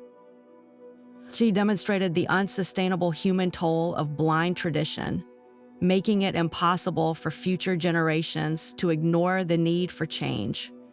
Her ordeal served as a cautionary tale within the palace walls, a stark example that made it gradually more acceptable for her successors to seek a modicum of personal happiness. The monarchy's eventual cautious adaptation to a more modern world, seen in the quieter acceptance of Princess Anne's divorce and the eventual blessing of Prince Charles's marriage to Camilla, was made possible precisely because Margaret had first shown the world how high the old stakes truly were. Her personal cost became a permanent part of the royal narrative, a sobering footnote to every glittering state occasion. The image of the sad princess, the vibrant young woman whose light was visibly dimmed by disappointment, served as a powerful reminder that the fairy tale was often a facade. This legacy is not one of grand policy or reform, but of atmosphere and understanding. She introduced a note of tragedy and complexity into the royal story, making it infinitely more relatable and, in a strange way, more resilient. An institution that can be seen to encompass human failure and heartache, not just flawless pageantry, is ultimately one that feels more authentic and durable. Margaret's life stands as a permanent monument to the tension between the individual and the institution, a poignant lesson that the preservation of tradition often depends on the silent suffering of those who are bound by it. She was the necessary sacrifice that allowed the monarchy to eventually modernize. Her broken heart, the price paid for the crown's continued relevance in a world that would no longer accept unquestioning obedience as the only virtue. The story of Princess Margaret and Peter Townsend endures not because it is a simple fairy tale, but precisely because it is not. It resonates across decades because it is a profoundly human story of impossible choices, a poignant exploration of the age-old conflict between the yearnings of the heart and the unbending demands of duty. This was not a fleeting scandal. It was a seismic event in the modern history of the British monarchy, a moment that cracked open the gilded facade of palace life and allowed the world to see, for the very first time, the genuine human cost of a royal birthright. Margaret's ordeal forced a global conversation about the price of tradition, challenging the very notion that those born to privilege must surrender their fundamental right to personal happiness. In her very public struggle, she became an unlikely and unwilling symbol for anyone who has ever felt trapped by circumstance, bound by expectations, or forced to choose between their own desires and the wishes of their family or community. Her significance lies in her role as a crucial, if tragic, pivot point in the monarchy's slow and often painful adaptation to the modern world. She was the test case, the royal who faced the full, unmitigated force of the establishment's old world rules at a time when public sentiment was just beginning to shift toward empathy and individualism. The immense sympathy she garnered, the very public anguish over her decision, created a palpable shift in the atmosphere. It made the ancient institution seem, for a moment, brutally cold and out of touch, and that perception forced a quiet but crucial reckoning behind the scenes. The palace, an entity that survives by evolving just enough to retain public support, learned a lesson from Margaret's tragedy. It learned that absolute rigidity could breed resentment, and that the human side of its members was not a weakness to be hidden, but a necessary element to be understood. The gradually more accepting attitudes toward the divorces and marriages of her nieces, nephews, and ultimately her own brother, are part of her complicated legacy. She absorbed the shock of tradition, so that those who came after her might find the path slightly easier to walk. Ultimately, the enduring fascination with this star-crossed romance speaks to a universal truth that transcends palaces and titles. We are captivated because Margaret's choice is, in its essence, a choice everyone faces in some form. It is the choice between security and risk, between obligation and passion, between the path that is expected and the path that is desired. Her story holds up a mirror to our own lives and asks us what we would have done in her place. Could we have given up the love of our life for our family? Could we have abandoned our entire identity and everything we have ever known for a chance at happiness? There is no easy answer, and that is why the question remains so powerful. Princess Margaret's life serves as an eternal reminder that behind the glittering crowns and the majestic ceremonies, the people who wear them are just that people, with all the same capacity for love, longing, and heartbreaking sacrifice as anyone else. Her story is not a lesson in history. It is a timeless meditation on the weight of love and the true cost of duty.